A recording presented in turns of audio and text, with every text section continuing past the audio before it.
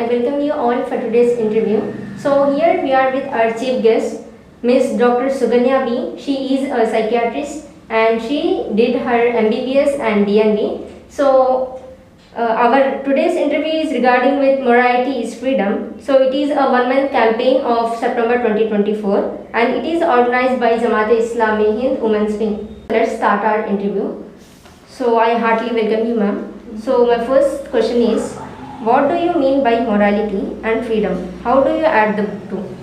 Okay, let's start with morality first. Usually among the people there is a misunderstanding that morality is something that is given by the elders, like generations back people wrote something and that's what we are following it as morality.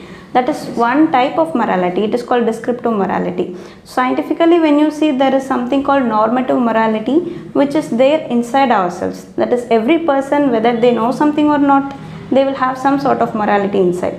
Psychologically speaking, this morality is designed by our mind. In our mind there are three parts.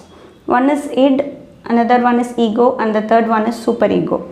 So it is like the basic animal instincts which we have. That is the hunger, fighting, pain, all these come under id. Superego is the things which we generally call as morality. That is how a human becomes God. That is superego. Ego is the thing which balances the animal instincts and the God instincts. It is there in every individual. So whether it is given by our religion or culture or not, every human being will have morality.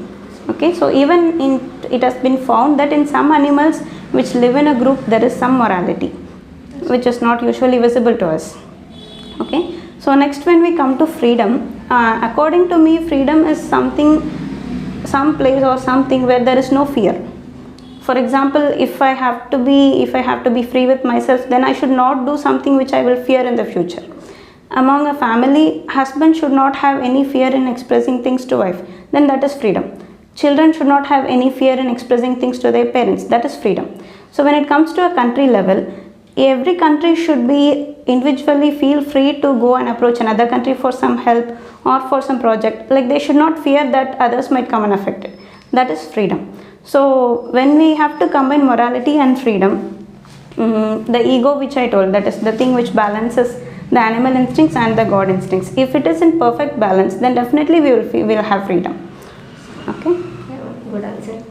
So my next question is, do you think that a society with a strong moral framework is better at safeguarding individual freedom? Why or why not? Okay, definitely a society with strong morality will safeguard individual freedom. In fact, a strong moral society only can provide individuals freedom, because as I told, freedom is lack of fear. So if you don't have morality, if a person in a society doesn't have morality, he feels free to do whatever he wants. Okay, so he will do something bad, definitely something which affects the other person. So in that case, he will have constant fear that someone else might affect him. He may not feel free to get married with the constant fear that someone might affect their family. So when there is no morality, definitely there is no freedom. What they feel as freedom is not freedom. Ultimately they will end up in fear, and that is not freedom at all. So definitely a society should have high moral values. Only then an individual will feel free. Nice question, nice answer. So my last question is, how does the modern focus on individual freedom affect our collective moral responsibility? Okay, so when it comes to modern things, we usually focus on the children. That is the next generation we focus. When it comes to next generation, this generation is facing is a lot of globalization, because they know what happens in all around the country.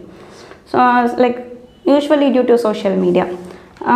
So their focus about morality has changed a little bit, looking at the people in social media and looking at people from other cultures and other religions.